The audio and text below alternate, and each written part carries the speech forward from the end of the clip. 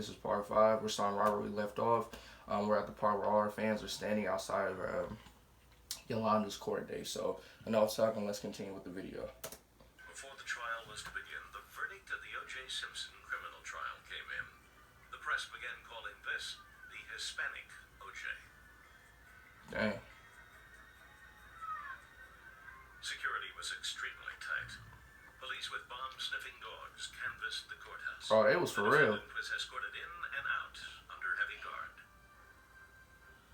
They had, 6 or 8 people with bulletproof vests and helmets bring her to the courtroom every day, and they were coming through tunnels for her safety, they claim, and I just think it was showboating on the part of law enforcement. Nah, buddy boy. Inside the courtroom, the atmosphere They was like, the sensational character. they're Michael Jackson. You know what I'm saying? So you're tripping, bro. I don't know how you looking at it, but that was like Mexican American's Michael Jackson, bro. You're tripping.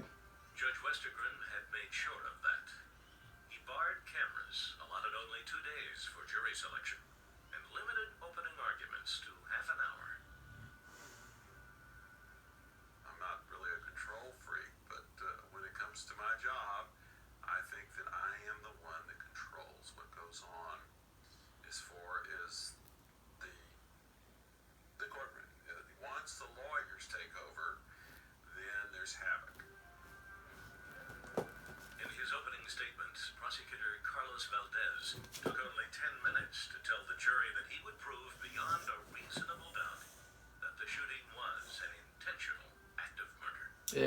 That Salvador Exactly. killed Selena in a senseless and cowardly act of violence. Exactly. Defense attorney Douglas Tinker contended it was all a tragic accident, that Saldivar was like a sister to Selena and would never have harmed her on purpose. He promised to show that Selena's father had frightened Saldivar to the point where she bought a gun for protection and was suicidal on the day she shot Selena. The state called witnesses from the Days Inn motel who testified to seeing Saldivar run after Selena with a gun pointed at her back. Housekeeper Norma Martinez claimed that after the shooting, she heard the defendant call Selena a bitch, then returned to room 158. I think her Well, there you actions go. right after the shooting occurred revealed a lot. She didn't react like somebody who had just accidentally shot somebody. She reacted pretty much like somebody who intended to kill somebody. During cross-examination, the defense was able to cast doubt on the housekeeper's account by hammering away at the fact that in her original statement to police, she had never mentioned the nasty comment about Selena. And then, I think witnesses in this case lied. Some of the people working at Days Inn exaggerated their testimony, added to their testimony, just because of the high-profile kind of case it was. The prosecution argued that the physical evidence from the motel only provided more proof that the shooting was no accident. Crime scene photos showed blood on the door of the motel room and on the sidewalk. Saldivar, by her own admission, had walked through that door 3 times after the shooting. Was it possible, as she claimed, that she didn't know Selena had been hit? oh, bro, get up out of here with that, bro. Nah, bro. She passed through that door jamb onto that sidewalk 3 times without stepping in this large public room, taking those short steps. Come on, bro. That's large because she had to look down and see that blood and step over it. That's what I'm saying, bro. Like, I don't even. How do you not see that? The most contentious piece of Bro, evidence. this is. Videotapes of Saldivar's standoff with police. The defense planned to use them to prove that Saldivar was telling the truth. During the standoff, Saldivar had insisted the shooting was an accident. I know you're sorry. I know you're sorry. It was very emotional for her. She started hearing her own voice saying that she didn't do it intentionally, that she was trying to kill herself, and that probably brought back all her fears of that night. While the tapes played, Saldivar broke down and cried. But Prosecutors argued that the tapes did not show that Saldivar was genuinely sorry. Instead, they said that Yolanda concocted the idea of an accidental shooting after a negotiator tried to comfort her by telling her that sometimes guns just go off. Maybe there was an accident. Maybe there was a mistake. But maybe there was a mistake. The prosecution also had to deal with a charge of police misconduct surrounding Saldivar's confession. Texas Ranger Robert Garza took the stand to tell his story about overhearing Saldivar tell police the shooting was an accident, and that despite her claim, police did not include it in the confession they wrote for her to sign. Detective Paul Rivera testified that Saldivar was given every opportunity to change the confession. The statement was there. She stopped me several times to make corrections. She could have put an X in the whole thing and put accident.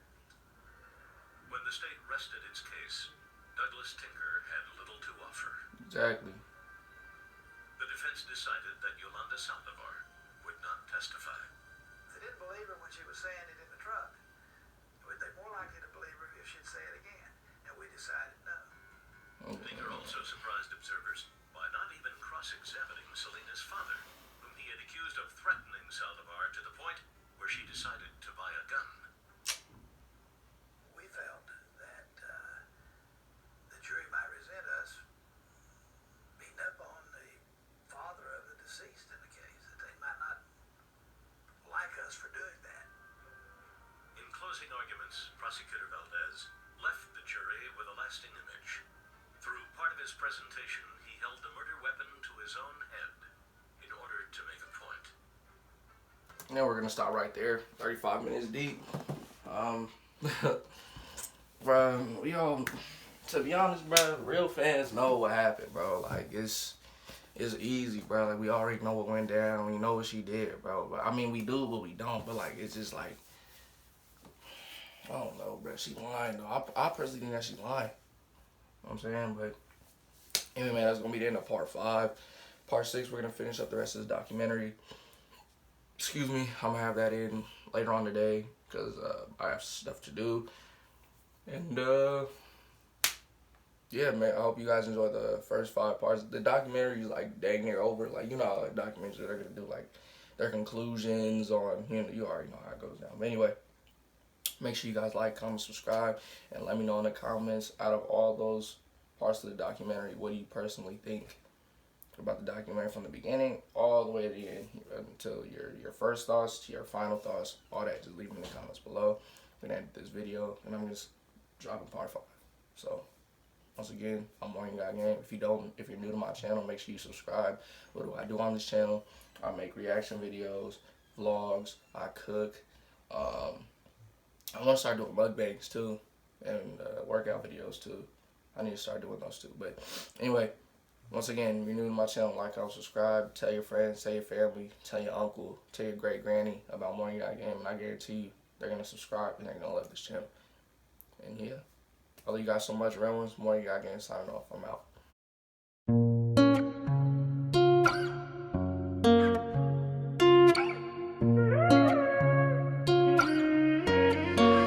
Jason.